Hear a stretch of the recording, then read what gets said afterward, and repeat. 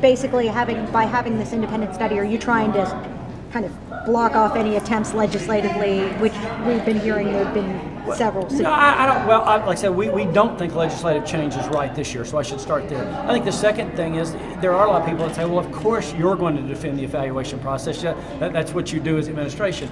But I want to emphasize, we actually are constantly evaluating. Commissioner Huffman's already made one change to it.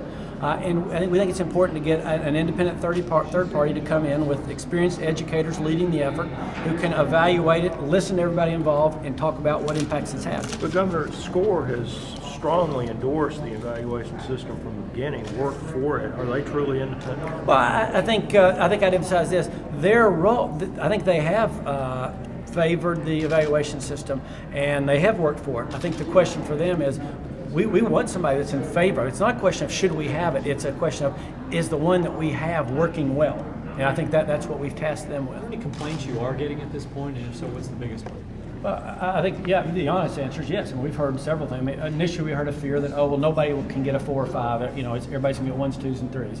I think there's been some about, the principal isn't able to do some of the things the principal did before, spending a lot more time in classrooms. And my quick response to that is we want the principal to be the instructional leader of the school. And so that's maybe a little different philosophy, that again, the principal in the classroom is instructional leader. So there's been a number of concerns about it. And I think some of those are legitimate and will end up being addressed. Some of them are just a result of a new evaluation system being put into place, and that's always a little different.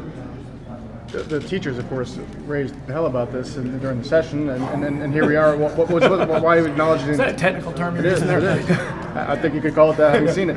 I mean, why now? Why not then? Why didn't you acknowledge then there was issues when at the time you pretty much said that everything's fine? Well, no, I don't think there's anything different. We're saying let's let this be implemented. And I don't think we're doing anything different than we anticipated from the very beginning. Anytime you implement something that's this comprehensive, I think if you don't consistently reevaluate it, you're not doing your job. So I don't know that we're doing anything different than we thought we would.